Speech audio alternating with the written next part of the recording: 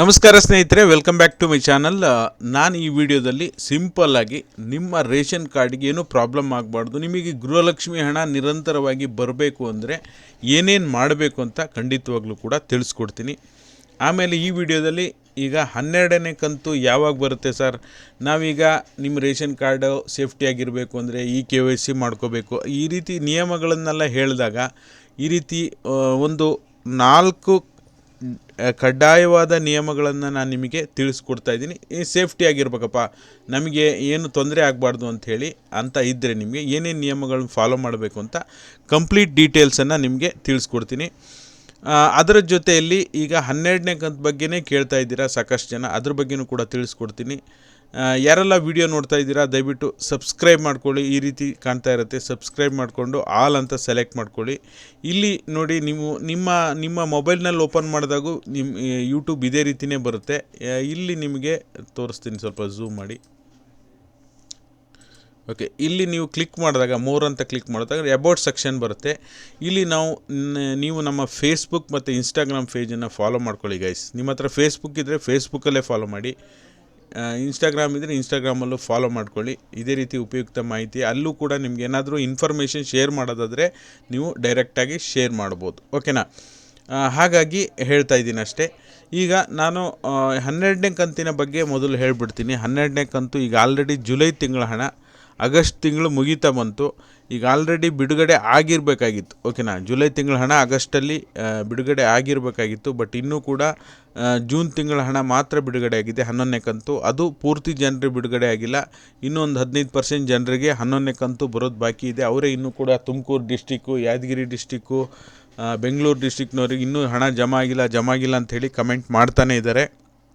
12ನೇ ಕಂತು ಈಗ ಸರ್ಕಾರ ನಾವು ಈಗ ಆಲ್ರೆಡಿ 25ನೇ ತಾರೀಕಿಂದ ಬಿಡುಗಡೆ ಮಾಡ್ತೀವಿ, 25ರ ನಂತರ ನಿಮಗೆ 13ನೇ ಕಂತು ಬಿಡುಗಡೆ ಮಾಡ್ತೀವಿ ಅಂತ ಸರ್ಕಾರದಿಂದ ಅಪ್ಡೇಟ್ ಬಂದಿತ್ತು.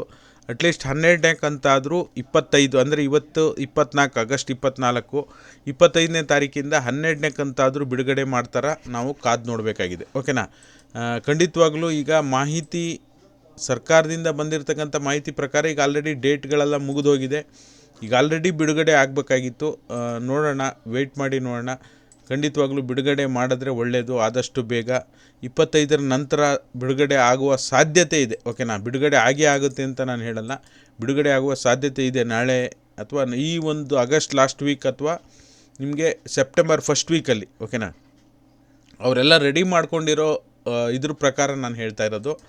ಹಾಗಾಗಿ ನಿಮಗೆ ಆಗಸ್ಟ್ ಲಾಸ್ಟ್ ವೀಕು ಅಥವಾ ಸೆಪ್ಟೆಂಬರ್ ಫಸ್ಟ್ ವೀಕಲ್ಲಿ 12ನೇ ಕಂತಿನ ಹಣ ಬಿಡುಗಡೆ ಆಗುವ ಸಾಧ್ಯತೆ ಇದೆ. ಹಾಗಾಗಿ ವೆಯ್ಟ್ ಮಾಡಿ ನೋಡೋಣ. ಓಕೆನಾ? ಈಗ ಏನೇನು ಕ್ರಮಗಳನ್ನು ನೀವು ಫಾಲೋ ಮಾಡಬೇಕು, ನಿಮಗೆ ಗೃಹಲಕ್ಷ್ಮಿ ಹಣ ನಿರಂತರವಾಗಿ ಬರಬೇಕು, ಅನ್ನಭಾಗ್ಯ ಯೋಜನೆಯ ಲಾಭವನ್ನು ನೀವು ಪಡ್ಕೋಬೇಕು, ನೀವು ಬಡವರಾಗಿದ್ದೀರಾ, ನಿಮಗೆ ಯಾವ ನಿಯಮಗಳನ್ನು ನೀವು ಸ್ಟೆಪ್ ಬೈ ಸ್ಟೆಪ್ ಫಾಲೋ ಮಾಡಿದ್ರೆ ನಿಮಗೆ ಮುಂದೆ ತೊಂದರೆ ಆಗಲ್ಲ ಅಂತ ಹೇಳೋದಾದರೆ ಖಂಡಿತವಾಗ್ಲೂ ಕೂಡ ನಾನು ಒಂದೊಂದಾಗಿ ತಿಳಿಸ್ಕೊಡ್ತಾ ಹೋಗ್ತೀನಿ. ಓಕೆನಾ?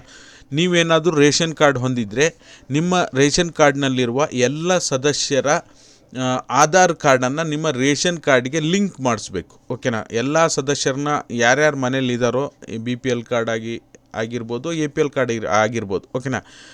ನೀವು BPL ಕಾರ್ಡ್ ಇದೆ ನಿಮ್ಮ ಹತ್ರ ಅಂದರೆ ನಿಮ್ಮ ಮನೇಲಿ 5 ಜನ ಇದ್ದಾರೆ ಅಂದರೆ 5 ಜನರನ್ನು ಕರ್ಕೊಂಡೋಗಿ ಬಯೋಮೆಟ್ರಿಕನ್ನು ಕೊಡಬೇಕು. ಯಾಕೆ ಮಾಡಿದ್ದಾರೆ ನಿಮ್ಗೆ ಹೇಳಿದೆ. ಯಾರಾದರೂ ಮನೆ ಒಡತಿ ತೀರೋಗಿದ್ದರೆ ಅವ್ರ ಹೆಸರಲ್ಲಿ ಇನ್ನೂ ಕೂಡ ಗೃಹಲಕ್ಷ್ಮಿ ಹಣ ತಗೊಳ್ತಾ ಇರೋರು ಕೂಡ ಇದ್ದಾರೆ. ಹಾಗಾಗಿ ಇಂಥ ಒಂದು ತಪ್ಪನ್ನು ಮಾಡಿದ್ರೆ ನಿಮ್ಮ ಕಾರ್ಡು ಡೆಫಿನೆಟ್ಲಿ ರದ್ದಾಗುತ್ತೆ. ರದ್ದಾಗಬಾರ್ದು ಅಂದರೆ ನೀವು ಆದಷ್ಟು ಬೇಗ KYCನ ಮಾಡ್ಕೋಬೇಕು. KYC ಮಾಡೋದು ಹೇಗೆ ಅಂತ ನಿಮಗೆ ಆಲ್ರೆಡಿ ನಾನು ತಿಳಿಸ್ಕೊಟ್ಟಿದ್ದೀನಿ, ಯಾವ ರೀತಿಯಾಗಿ ಚೆಕ್ ಮಾಡಬೇಕು ಅಂಥೇಳಿ. ನೀವು ಬಯೋಮೆಟ್ರಿಕ್ KYCನೇ ಮಾಡಬೇಕು. ಓಕೆನಾ? ಆಮೇಲೆ ಎರಡನೇದಾಗಿ ಈಗ ನೀವು ಡಿಲೀಟ್ ಮಾಡಿಸ್ಬೇಕು. ಓಕೆನಾ? ತೀರು ಹೋಗಿರೋರು ಇದ್ದಾರೆ ಅಂದರೆ ಅವ್ರನ್ನ ಡಿಲೀಟ್ ಮಾಡಿಸ್ಬೇಕು. ಆಮೇಲೆ ಕೆಲವು ಹೆಣ್ಮಕ್ಳು ಮದುವೆ ಆಗಿರೋರು ಈಗ ಆಲ್ರೆಡಿ ತಾಯಿ ಮನೆಯಲ್ಲಿ ಅವ್ರ ರೇಷನ್ ಕಾರ್ಡಲ್ಲಿ ಹೆಸರು ಇರುತ್ತೆ. ಓಕೆನಾ? ಬಟ್ ಇಲ್ಲಿ ಗಂಡನ ಮನೆ ಬಂದಾಗ ಇಲ್ಲೂ ಕೂಡ ಹೆಸರು ಸೇರಿಸ್ತಾರೆ, ಅಲ್ಲೂ ಕೂಡ ಹೆಸರು ಸೇರಿಸ್ತಾರೆ.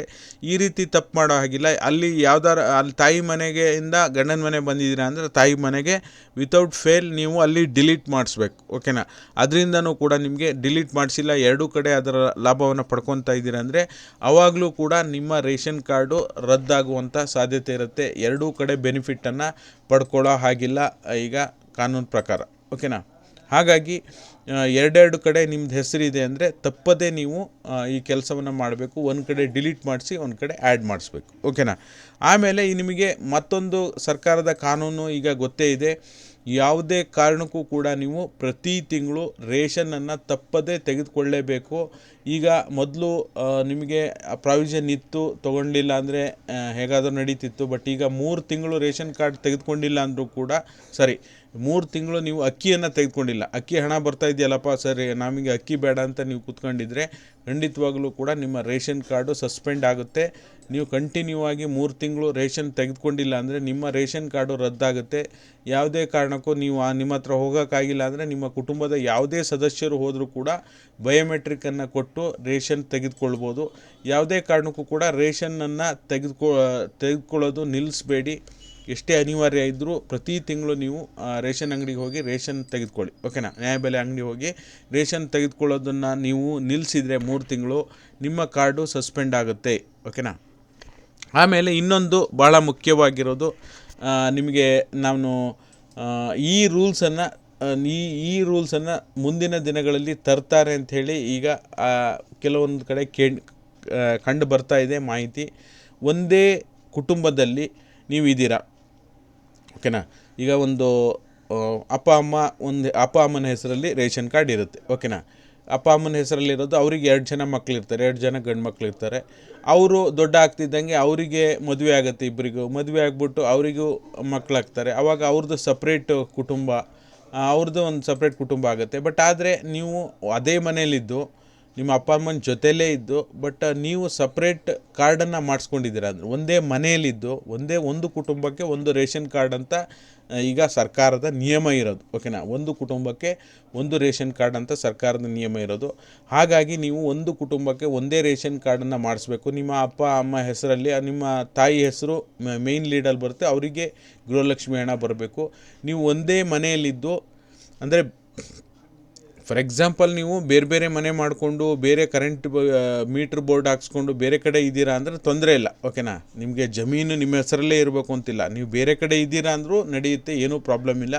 ಇದ್ರ ಬಗ್ಗೆ ಸಾಕಷ್ಟು ಜನ ಕೇಳ್ತಾಯಿದ್ರಿ, ಏನು ಸರ್ ನಾವು ನಮ್ಮ ಅಪ್ಪ ಅಮ್ಮ ಮನೇಲಿದ್ದಾರೆ, ನಾವು ಬೇರೆ ಊರಲ್ಲಿದ್ದೀವಿ, ಅದು ನಮಗೆ ಬರಲ್ವ ಅಂಥೇಳಿ ಕೇಳ್ತಾಯಿದ್ದೀರಾ. ಆ ರೀತಿ ಏನೂ ಪ್ರಾಬ್ಲಮ್ ಇಲ್ಲ. ನೀವು ಬೇರೆ ಕಡೆ ಇದ್ದರೆ ಖಂಡಿತವಾಗ್ಲೂ ಬರುತ್ತೆ. ಬೇರೆ ನೀವು ಮೀಟ್ರ್ ಬೋರ್ಡ್ ಹಾಕ್ಸ್ಕೊಂಡು ಬೇರೆ ಕರೆಂಟ್ ಬಿಲ್ನ ನೀವು ಪಾವತಿ ಮಾಡ್ತಾ ಇದ್ದೀರಾ, ನೀವು ಸಪ್ರೇಟಾಗಿದ್ದೀರಾ ಅಂದರೆ ನಿಮಗೇನು ಪ್ರಾಬ್ಲಮ್ ಇಲ್ಲ. ಬಟ್ ಒಂದೇ ಕುಟುಂಬದಲ್ಲಿದ್ದು ಒಂದೇ ಕರೆಂಟ್ ಬಿಲ್ ಒಂದೇ ಮೀಟ್ರ್ ಹಾಕ್ಸ್ಕೊಂಡು ಒಂದೇ ಕರೆಂಟ್ ಬಿಲ್ ನೀವು ಪೇ ಮಾಡ್ತಾ ಇದ್ದೀರಾ, ಒಂದೇ ಕುಟುಂಬದಲ್ಲಿದ್ದೀರಾ, ಬಟ್ ಬೇರೆ ರೇಷನ್ ಕಾರ್ಡ್ ಮಾಡಿಸ್ಕೊಂಡಿದ್ದೀರಾ ಅಂದರೆ ನಿಮಗೂ ಕೂಡ ಮುಂದಿನ ದಿನಗಳಲ್ಲಿ ಪ್ರಾಬ್ಲಮ್ ಆಗುತ್ತೆ. ಈಗ ಯಾರು ಕೂಡ ಈಗಲೇ ಕ್ಯಾನ್ಸಲ್ ಮಾಡಿಬಿಡ್ತೀವಿ ಅಂತ ನಿಮಗೆ ರೂಲ್ಸ್ ಮಾಡದೇ ಇದ್ದರೂ ಸಹ ಸದ್ಯಕ್ಕೆ ಆಮೇಲಾದರೂ ಬಂದು ನಿಮಗೆ ವೆರಿಫೈ ಮಾಡಿ ಎಲ್ಲರ ರೇಷನ್ ಕಾರ್ಡನ್ನು ರದ್ದು ಮಾಡ್ತಾರೆ. ಆಮೇಲೆ ನೀವು BPL ಕಾರ್ಡ್ ಇದ್ದರೂ ಸಹ ನಿಮ್ಮ ಹತ್ರ ನೀವು APL ಕಾರ್ಡನ್ನು ಮಾಡಿಸ್ಕೋಬೇಕಾಗುತ್ತೆ. ಕೆಲವೊಂದೊಂದು ಕಡೆ ಈಗ ಆಲ್ರೆಡಿ ನಾನು ಕಲಬುರಗಿಯಲ್ಲಿ ಹೇಳಿದ್ದೆ 15,000 BPL ಕಾರ್ಡ್ಗಳನ್ನು ಕ್ಯಾನ್ಸಲ್ ಮಾಡಿದ್ದಾರೆ ಅಂತ. ಅದು ಮಾಡಿರೋದು ಕಾರಣ ಏನಪ್ಪ ಅಂದರೆ ಅವರು BPL ಕಾರ್ಡಿನ ಮಾನದಂಡಗಳನ್ನು ಅವರು ಫಾಲೋ ಮಾಡಿಲ್ಲ ಅಂತ. ಓಕೆನಾ. ನಿಮ್ಗೆ ಆಲ್ರೆಡಿ ಹೇಳಿದ್ದೀನಿ, BPL ಕಾರ್ಡ್ ಮಾನದಂಡಗಳಂದರೆ ನಿಮಗೆ ವೈಟ್ ಬೋರ್ಡ್ ಕಾರ್ ಇರಬಾರ್ದು, ವಾರ್ಷಿಕ ಆದಾಯ 1,20,000ಕ್ಕಿಂತ ಕಡಿಮೆ ಇರಬೇಕು, ಆಮೇಲೆ 3 ಎಕರೆಗಿಂತ ಹೆಚ್ಚು ಜಮೀನು ಇರಬಾರ್ದು, ಈ ರೀತಿಯಾಗಿ ಆಮೇಲೆ 1,000 ಸ್ಕ್ವೇರ್ ಫೀಟ್ಗಿಂತ ಹೆಚ್ಚು ದೊಡ್ಡ ಅಳತೆಯ ಮನೆ ಇರಬಾರ್ದು. ಓಕೆನಾ. ನಿಮ್ಮ ಸಿಟಿಯಲ್ಲಿ ನಿಮ್ಮ ಸ್ವಂತ ಮನೆ ಇದೆ ಅಂದರೆ 1 ಸ್ಕ್ವೇರ್ ಫೀಟ್ಗಿಂತ ದೊಡ್ಡದಾಗಿರಬಾರ್ದು. ಓಕೆನಾ. ಬಟ್ ಈ ನಿಯಮಗಳೆಲ್ಲ ಎಷ್ಟೋ ಜನ ಇದನ್ನು ಕ್ರಾಸ್ ಮಾಡಿ ಸಾಕಷ್ಟು ಜನ ಈ ಕಾರ್ಡ್ಗಳನ್ನು ಮಾಡಿಸ್ಕೊಂಡಿದ್ದಾರೆ. ಹಂಗೆ ಕ್ಯಾನ್ಸಲ್ ಮಾಡೋಕ್ಕೆ ಹೋದರೆ ಸುಮಾರು 80% ಕಾರ್ಡ್ಗಳು ಇದೇ ರೀತಿಯೇ ಇದ್ದಾವೆ, ಎಲ್ಲವನ್ನು ಕೂಡ ಕ್ಯಾನ್ಸಲ್ ಮಾಡಬೇಕಾಗತ್ತೆ. ಅದ್ರ ಬಗ್ಗೆ ಇನ್ನೊಂದು ದಿವಸ ನಾನು ಕಂಪ್ಲೀಟ್ ವಿಡಿಯೋದಲ್ಲಿ ಹೇಳ್ತೀನಿ. ಈಗ ಸದ್ಯಕ್ಕೆ ನೀವು ಈಗಿರೋಂಥ ನಿಯಮಗಳನ್ನು ಯಾವ ರೀತಿ ಫಾಲೋ ಮಾಡಬೇಕು, ಈ 4 ನಿಯಮಗಳನ್ನು ನೀವು ಫಾಲೋ ಮಾಡಿದ್ರೆ ನಿಮ್ಗೆ ಸದ್ಯಕ್ಕೆ ಏನೂ ತೊಂದರೆ ಆಗಲ್ಲ ಅಂತ ನಾನು ಹೇಳಲಿಕ್ಕೆ ಬಯಸ್ತಾ ಇದ್ದೇನೆ. ಆಮೇಲೆ 12ನೇ ಕಂತು ಬಿಡುಗಡೆ ಆದಮೇಲೆ ಗೊತ್ತಾಗೋದು. ಈಗ ಸರ್ಕಾರ ಹೇಳಿರೋ ಡೇಟ್ ಎಲ್ಲ ಮುಗಿದೋಗಿದೆ, ವೆಯ್ಟ್ ಮಾಡಿ ನೋಡೋಣ. ವಿಡಿಯೋ ನೋಡಿದ್ದಕ್ಕಾಗಿ ಎಲ್ರಿಗೂ ಧನ್ಯವಾದಗಳು. ಪ್ರತಿಯೊಬ್ಬರು ವಿಡಿಯೋಕ್ಕೆ ಒಂದು ಲೈಕ್ ಮಾಡಿ, ಹೊಸದಾಗಿ ಚಾನಲ್ ನೋಡ್ತೀರಾ ಸಬ್ಸ್ಕ್ರೈಬ್ ಮಾಡ್ಕೊಳ್ಳಿ. ಎಲ್ರಿಗೂ ಕೂಡ ಧನ್ಯವಾದಗಳು. Thank you all, thank you so much.